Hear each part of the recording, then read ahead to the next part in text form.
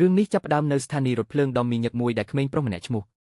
Watt ស្ងាត់ស្ងៀមសម្រាប់រថភ្លើងរបស់គាត់ក្រៅពីពណ៌ខៀវគាត់បានប្រទះឃើញមិត្តវ័យកុមាររបស់គាត់ Kato ឈរនៅម្ខាងនៃវេទិកាប៉ុន្តែមានភាពតានតឹងចម្លែកមួយបានព្យួររវាងពួកគេហើយពួកគេមិននិយាយភាពស្ងៀមស្ងាត់បានរំសាយភ្លាមនៅពេលដែលបរិសស្រវឹងម្នាក់បាត់បង់លំនឹងហើយធ្លាក់មកលើផ្លូវដែកខាងក្រោមដោយផ្ទាល់ដោយគ្មានគំនិតទី2 Kato លោតចុះទៅក្នុងគ្រោះថ្នាក់ដើម្បីជួយសង្គ្រោះមនុស្សចម្លែកដែលអស់សង្ឃឹមទម្ងន់ធ្ងន់ពេកសម្រាប់ Kato លើកតែម្នាក់ឯងហើយគាត់ស្រែកយ៉ាងខ្លាំងឲ្យគេជួយដោយស្រែកប្រាប់ហ្វូងមនុស្សហើយថែមទាំងស្រែកហៅទៀតផងមនុស្សទាំងអស់នៅលើផែនដីនេះវិធីសាស្ត្ររបស់ Kato គឺវាយគាត់ដើម្បីធ្វើឲ្យគាត់កាន់តែប្រសើរឡើងប៉ុន្តែគាត់ដូចជាបច្ចេកទេសដូចគ្នានេះត្រូវបានប្រើនៅលើដីបានឃើញមិត្តរបស់គាត់នៅលើដីក៏បន្តដាក់ល្បិចលើគាត់បន្ទាប់មកគាត់ដាក់ដៃរបស់ Kato លើគាត់តែនៅលើដីក៏បន្តប្រើវិធីរបស់បន្ទាប់មកគាត់នឹងដាក់ល្បិចរបស់គាត់ពីនេះតមកបច្ចេកវិទ្យាដូចគ្នានេះត្រូវប្រើនៅលើដីបន្ទាប់មកគាត់នឹងដាក់ល្បិចរបស់គាត់ជំនួសឲ្យភាពងឹតពួកគេស្រាប់តែភ្ញាក់ឡើងនៅក្នុងពណ៌ទាំងស្រុងបន្ទប់គ្មានមេរោគពោពេញទៅដោយមនុស្សចម្លែក 2-3 នាក់ផ្សេងទៀតឈរនៅចំកណ្ដាលលំហគឺជាបាល់ខ្មៅដ៏ធំសម្បើមនិងអាចកំបាំងក្រុមដែលច្របូកច្របល់ព្យាយាមស្វែងរកច្រកចេញប៉ុន្តែទ្វារនិងបង្អួចនីមួយត្រូវបានចាក់សោយ៉ាងតឹងរ៉ឹងពីខាងក្រៅពេលភ័យស្លន់ស្លោបុរសម្នាក់នៅក្នុងបន្ទប់ប្រាប់អ្នករាល់គ្នាថាពិតជាស្លាប់មែនហើយបានបើកភ្នែករបស់ពួកគេនៅក្នុងបន្ទប់រងចាំដ៏ចម្លែកនេះសម្រាប់ស្ថានសួគ៌ឬឋាននរករំពេចនោះពន្លឺឡាស៊ែរភ្លឺចេញពីផ្ទៃបាល់ខ្មៅហើយបានរៀបចំល្បិចតិចតួចនេះជានេះគឺជានេះគឺនេះគឺនេះបាទនេះ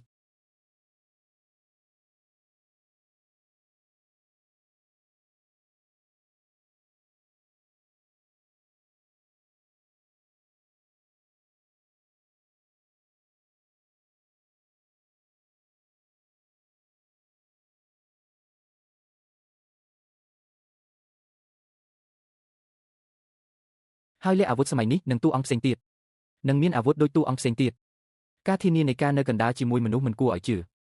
ប៉ុន្តែសម្រាប់គាត់និងសម្រាប់មនុស្សម្នាក់ឈ្មោះរបស់គាត់គឺ Kashimoto ហើយគាត់ត្រូវតែដាក់គាត់នៅក្បែរគាត់គ្មាននរណាម្នាក់មានការធានាដែលពួកគេត្រូវការទេនៅក្បែរអ្នកដទៃគឺត្រូវបានគេហៅថាជាកូនស្រីពិតនាងត្រូវបានគេដាក់នៅក្បែរនាងពេលនៅក្បែរនាងគឺជាមនុស្សដែលនាងដាក់នៅក្បែរ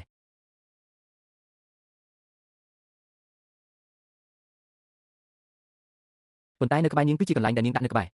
ផ្ទុយទៅវិញវាត្រូវការពេលមួយដើម្បីបង្វែររាងកាយរបស់នរណាម្នាក់ទៅជាមួយបន្ទាប់មកវាបានលេចចេញជាពណ៌ខៀវទាំងស្រុងហើយបន្ទាប់មកពីថ្ងៃក្រោយមកពួកគេក៏អាចនៅក្នុងទីក្រុងតូចមួយផងដែរតើវាអាចទៅរួចទេដែលរាងកាយរបស់មនុស្សមួយចំនួនពួកគេក៏អាចនៅផ្ទះបានដែរប៉ុន្តែNecheក៏អាចប្រែក្លាយខ្លួនរបស់ពួកគេទៅជាផងដែរពួកគេក៏អាចនៅផ្ទះNecheក៏អាចនៅផ្ទះគេក៏អាចនៅផ្ទះបានដែរ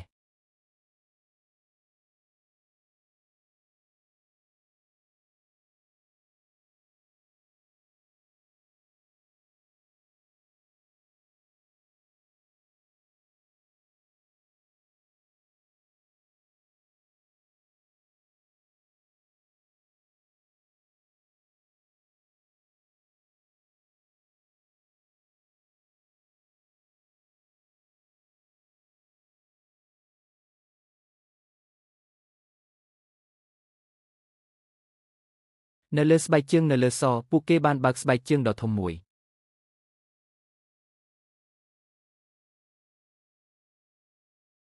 ស្បែកជើងនៅលើស្បែកជើង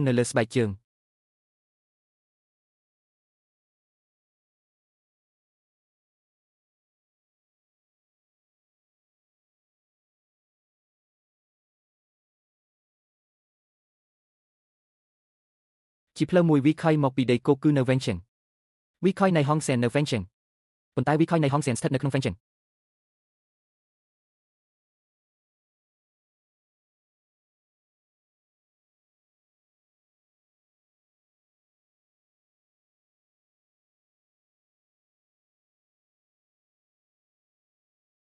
រហូតដល់ហុងទុនខ្សោយដួលទៅនឹងដី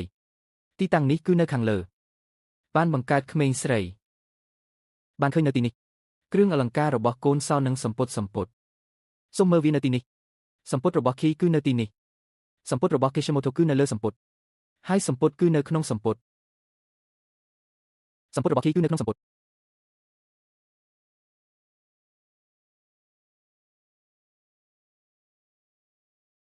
បើកទ្វារពីផ្ទះអ្នកអតីត The Spirit Divide បើកទ្វារខ្ញុំរកតែគាត់បើកទ្វារបំផ្លាញទាំងស្រុងនៅលើទ្វារគាត់បើកទ្វារ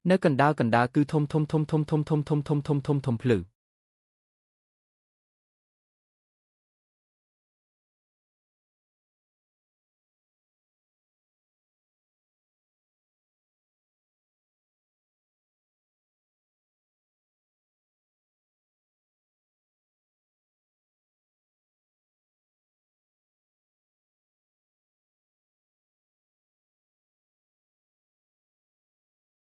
អ្នកផ្សេងទៀតជាមួយគ្នា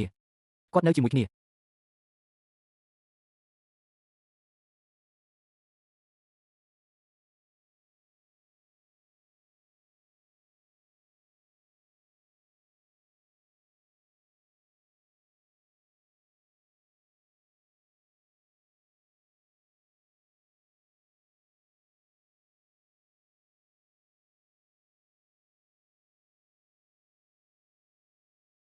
Twins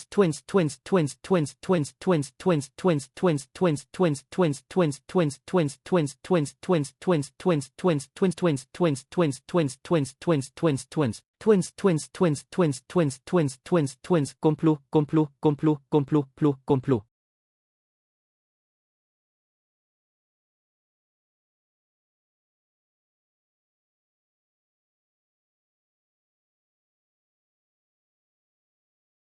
ផ្ទុយទៅវិញបរិមាណទឹកនិងថាមពលដ៏ច្រើនត្រូវបានប្រើប្រាស់ចំនួនធំនៃចំនួនធំនៃចំនួនធំនៃចំនួនធំនៃចំនួនធំនៃចំនួនដ៏ធំនៃចំនួនដ៏ធំនៃចំនួនដ៏ធំនៃចំនួនដ៏ធំនៃចំនួនដ៏ធំនៃចំនួនដ៏ធំនៃចំនួនដ៏ធំមួយ